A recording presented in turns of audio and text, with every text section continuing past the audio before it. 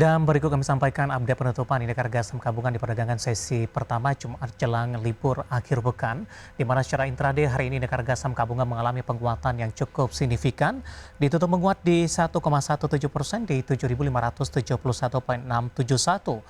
Secara intraday, indeks harga saham gabungan dominan bergerak di zona hijau, dibuka di sesi pertama pada pagi tadi, menguat di 7.545. Intraday tertinggi hari ini di 7.579,600 dan terendah di 7.527,655. Langsung saja kita ke grafis yang pertama pemirsa, kita akan coba lihat seperti apa posisi saham-saham yang masuk ke dalam deretan top gainers pemirsa. Ada Aman Mineral hari ini menguat di 3,27% di 8.675. BRPT juga menguat di 4,56% di 2.750. Mina menguat di 34,35%, Toba juga menguat di 12,33%. Sentimen dari rilis kinerja semester pertama tampaknya membayangi pergerakan saham-saham di Bursa Efek Indonesia dalam beberapa hari terakhir. Grafis selanjutnya top loser pemirsa, dari properti Adapani tertekan di 2,27%, Era juga melemah di 5,35%, PFA anjlok di 7,30% dan Alsip melemah di 3,60%. Level masing-masing penutupan dapat Anda saksikan grafis di layar televisi Anda pemirsa. Dan yang terakhir, rotasi pergerakan sektoral, barang baku memimpin penguatan di 2,91%, infrastruktur juga menguat di posisi penguatan yang sama secara persentase, kesehatan melemah di 0,64%, industri tertekan di 0,29%. Updatean penutupan perdagangan di sesi pertama hari ini dan semoga bisa menjadi salah satu referensi untuk Anda. Pemirsa, PT Sumber Alvaria Trijaya Tbk, pengelola jaringan minimarket Alfamart, melaporkan kinerja positif pada semester pertama 2025 dengan pertumbuhan laba bersih 4,98% dibandingkan periode yang sama di tahun lalu. Pada 6 bulan pertama 2025, AMRT mencatatkan laba bersih sebesar 1,88 triliun rupiah, meningkat dari 1,79 triliun rupiah pada semester 1 2024. Kenaikan ini menandai kenaikan sebesar hampir 5%, mencerminkan efisiensi dan pertumbuhan perusahaan di tengah tantangan pasar retail yang dinamis.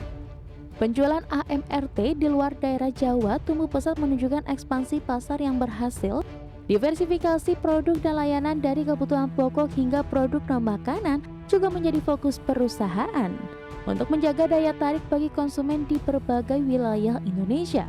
Manajemen AMRT optimistis dapat mempertahankan momentum pertumbuhan seiring dengan strategi ekspansi gerai, penguatan brand house product, dan adaptasi terhadap perilaku konsumen yang terus berubah. Kinerja keuangan positif menjadi modal penting untuk menghadapi tantangan pasar retail ke depan. Dengan pertumbuhan laba dan pendapatan yang solid, PT Sumber Alvaria Trijaya Tbk terus mengukuhkan posisinya sebagai pemain utama di sektor retail modern Indonesia. Perusahaan berkomitmen mengembangkan strategi yang adaptif dan inovatif untuk memenuhi kebutuhan konsumen yang semakin beragam. Berbagi sumber, IDEX Channel. Kita beralih ke informasi emiten selanjutnya pemirsa. Kita beralih ke emiten infrastruktur. PT Indosat Tbk atau Indosat Ooredoo Hutchinson mencatatkan kerja keuangan yang melandai di semester pertama 2025. Pendapatan dan laba bersih perusahaan mengalami penurunan akibat perubahan perilaku pasar dan juga dinamika industri. Namun upaya efisiensi bisa berhasil menjaga profitabilitas tetap kokoh. Indosat membukukan pendapatan semester pertama tahun ini sebesar 27,11 triliun rupiah, turun 3,1% dibandingkan periode yang sama tahun lalu sebesar 27,97 triliun rupiah. Penurunan ini terutama dipicu oleh kontraksi pendapatan layanan data, telepon, dan SMS, meskipun ada peningkatan pada jasa nilai tambah dan interkoneksi. Perusahaan terus ekspansi jaringan 4G dengan penambahan lebih dari 15.000 BTS hingga pertengahan tahun untuk mendukung pertumbuhan traffic data. Meski pendapatan turun, Indosat masih mencatat laba bersih sebesar 2,33 triliun rupiah, turun 14,6% dibandingkan periode yang sama tahun lalu mencapai 2,73 triliun rupiah. Penurunan laba ini dipengaruhi oleh kenaikan beban penyelenggaraan jasa, penyusutan, dan beban lain-lain bersih, namun efisiensi di beban karyawan, pemasaran, dan administrasi mampu meredam tekanan biaya. Indosat mencatatkan pertumbuhan traffic data sebesar 3,6% secara year on year pada semester pertama 2025 didorong oleh pengguna layanan digital yang meningkat. Rata-rata pendapatan per pengguna juga naik menjadi 38.900 menandakan potensi monetisasi yang tetap menarik meskipun pasar sedang menghadapi tantangan konsolidasi SIM dan perubahan perilaku pelanggan. Indosat terus memperkuat fondasi bisnis melalui investasi berkelanjutan dalam pengembangan jaringan dan teknologi terbaru termasuk peluncuran AI Experience Center di Jayapura. Perusahaan juga menjalin kolaborasi strategis untuk mempercepat inklusi digital di seluruh Indonesia, menyiapkan diri menghadapi tren pasar dan memaksimalkan peluang pertumbuhan di era digital. Berbagai sumber, IDX Channel.